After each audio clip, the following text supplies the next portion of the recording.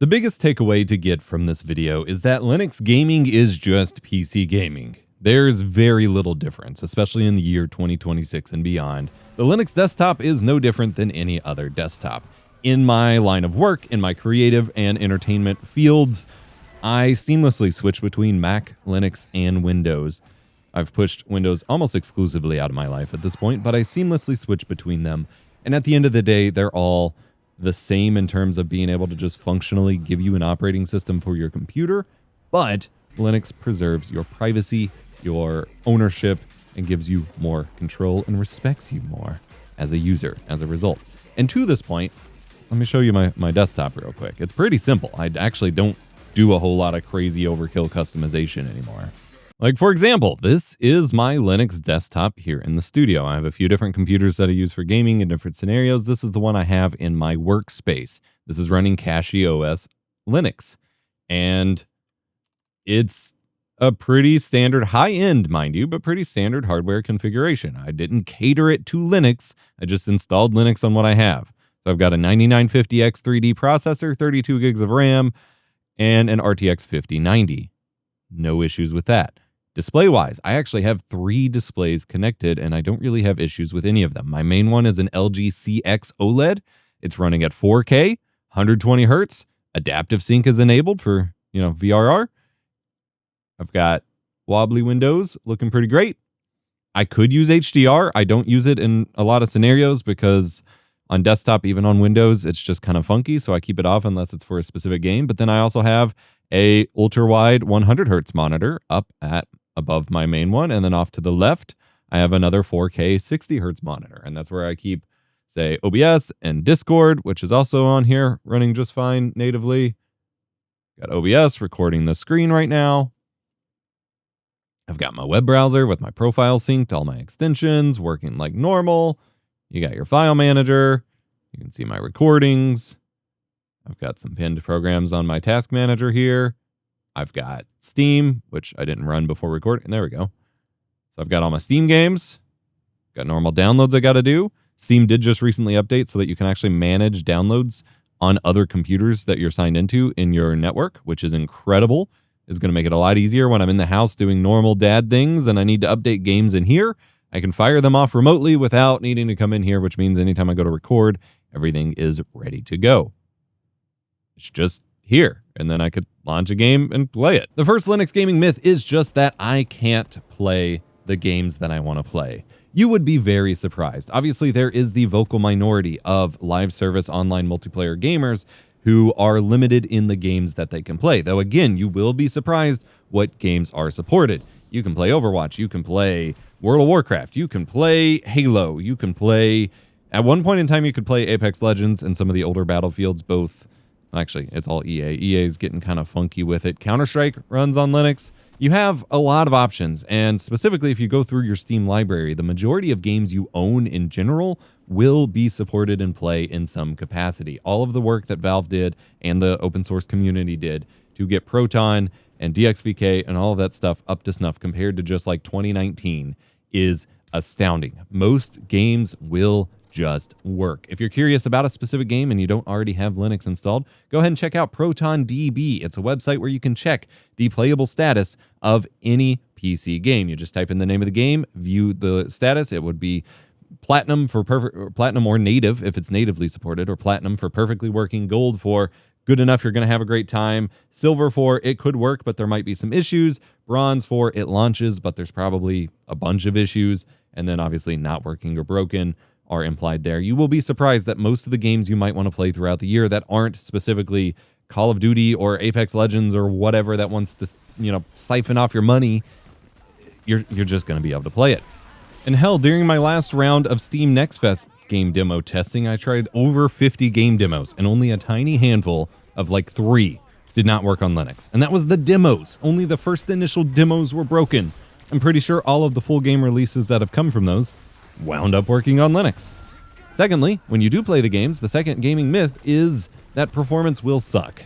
And this is, for the most part, not true. There have actually been, admittedly, cherry-picked in a very small handful of them, but there have been instances where games actually run better on Linux, even with the Windows compatibility layers required. We're not even talking native Linux versions.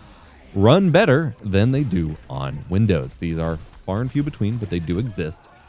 Overall, your performance these days with the work that's been done on the software side is going to be just fine. There is a small trade-off with specifically NVIDIA cards, and I do want to loop this into myth number 3 as well, in that a lot of people say that you can't, like, NVIDIA isn't usable. If I don't have an AMD card, so I can't use Linux or whatever. I don't know exactly where this myth came from. There is a lot of, should I say, bad blood between NVIDIA and Linux users.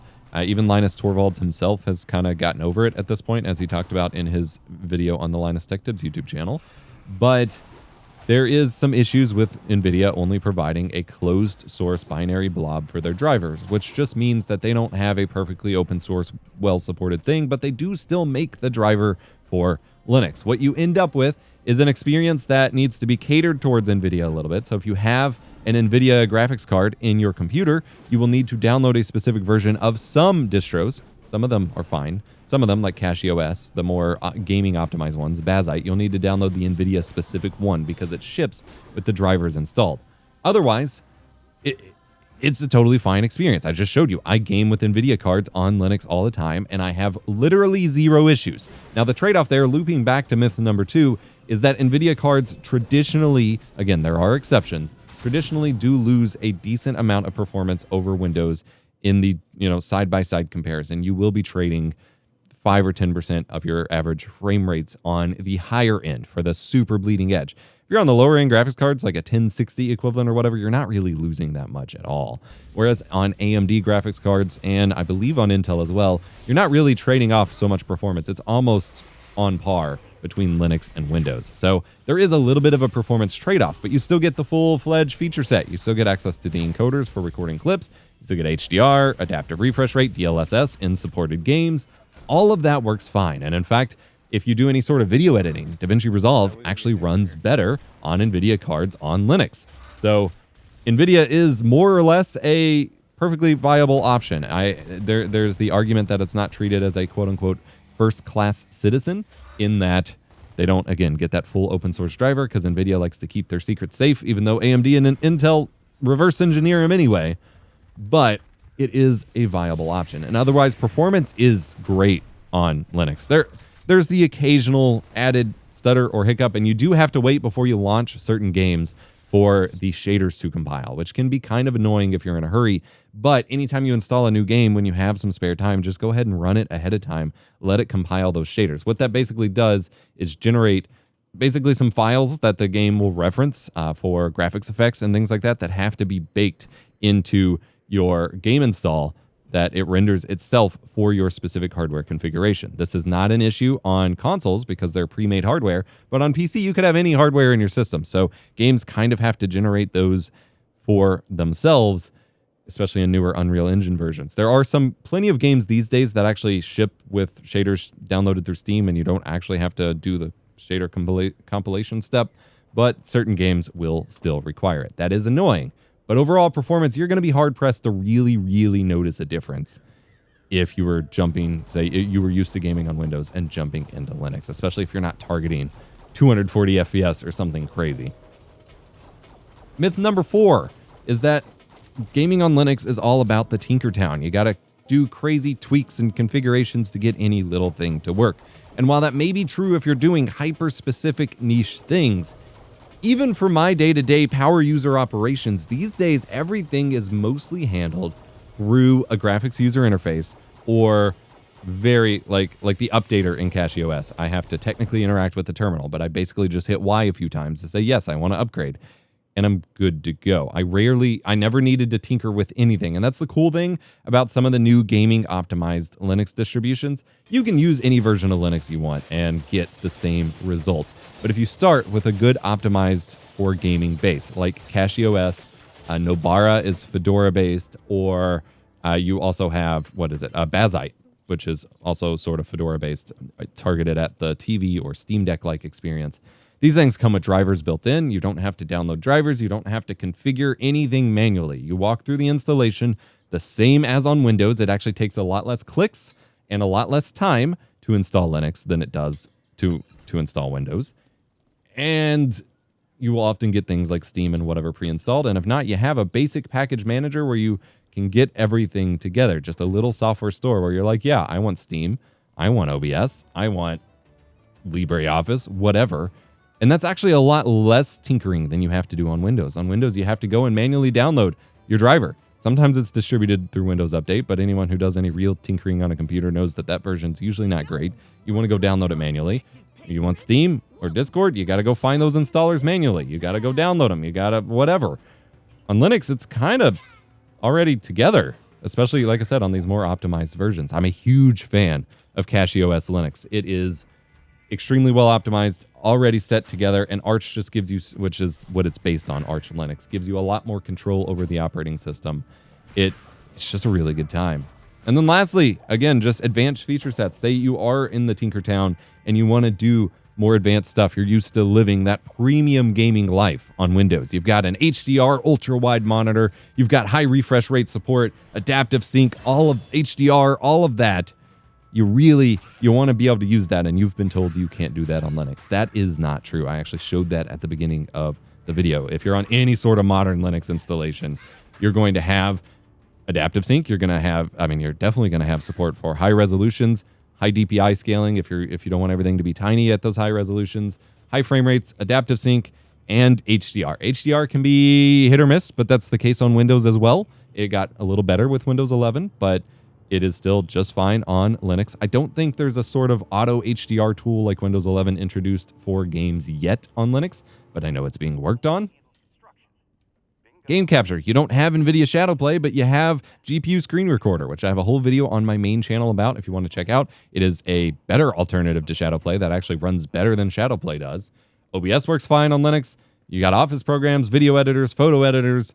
You got pretty much everything you need. And games in themselves, you just install Steam and you just run them. Every once in a while, there will be a weird quirk with a specific game, whether it doesn't like your inputs or isn't running super properly, and you can again go to ProtonDB and see what people recommend as the fix. Again, this is not going to require crazy terminal things or coding your own scripts or anything like that people may have convinced you of. Instead, it's mostly going to be in Steam. You're going to right-click the properties and change the Proton version or add in a launch command or something that you often could do or need to do on Windows anyway. These are just Steam things, and that's totally fine.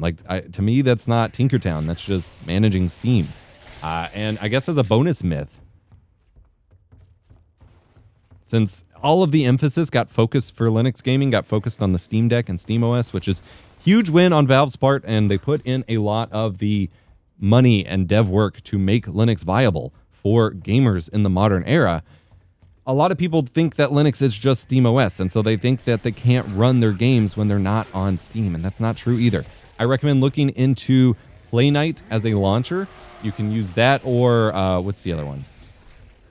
Both of those are great options where you can loop in your GOG, your Epic, your Uplay. I don't even think that's around anymore. Your Amazon libraries, whatever, and still install them with the fancy Windows compatibility stuff and run them just fine. And then you get a unified launcher to run everything.